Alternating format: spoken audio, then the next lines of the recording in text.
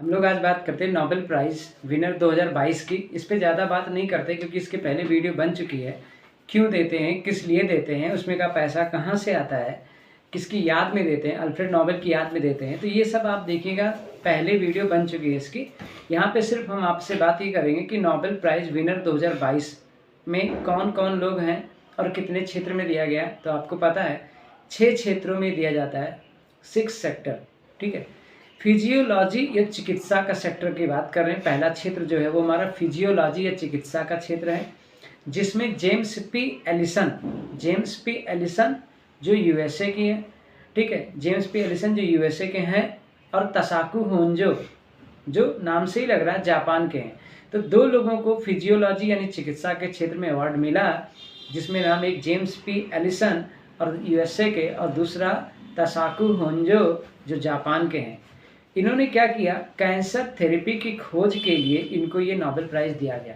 इन्होंने क्या किया, कैंसर थेरेपी की खोज की और जिसकी वजह से इनको क्या दिया गया, नोबेल प्राइज़ दिया जा रहा है 2022 में।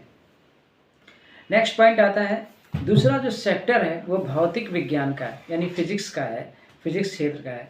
इसमें 3 लोगों को नामित किया गया। वो 3 लोग कौन कौन से हैं? एक है आर्थर अस्किन जो है यूएसए के हैं, दूसरा है जेरार्ड मोरो, ये फ्रांस के हैं, और तीसरा है डोना स्ट्रिकलैंड, ये कनाडा के हैं।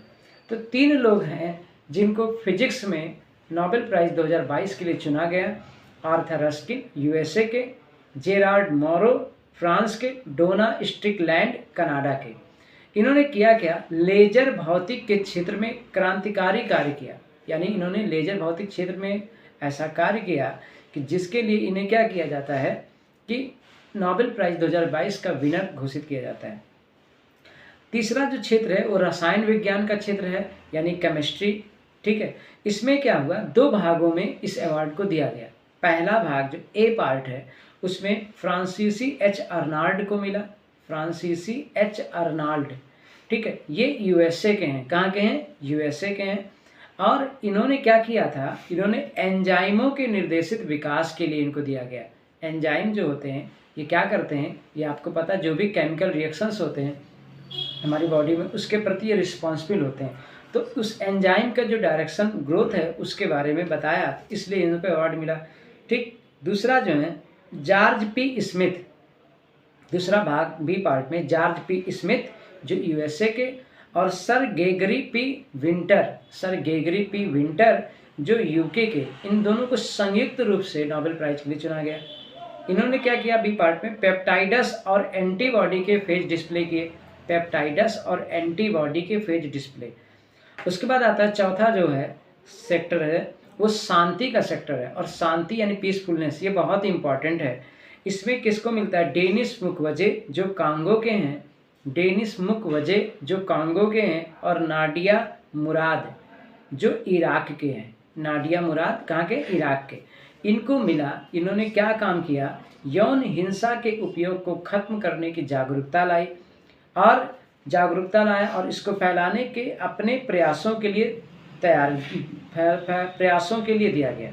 यानी इन्होंने यौन हिंसा के जो उपयोग था उसको ख़त्म करने के लिए जो जागरूकता फैलाई, जो जागरूकता फैलाने के लिए काम किया, उसके लिए इन्होंने शांति पुरस्कार से क्या किया गया, पुरस्कृत किया गया। 5वां जो क्षेत्र है ये भी बहुत ही इम्पॉर्टेंट है, जिसे आर्थिक विज्ञान यानी इकोनॉमिक्स का सेक्टर कहते हैं। अक्सर पेपर में आता है कि अर्थशास्त्र के क्षेत्र में नोबेल पुरस्कार किसको मिला 2022 का या 2021 का, कुछ भी पूछा जा सकता है। तो आपको पता है कि इसमें 2 लोग का नाम आया गया।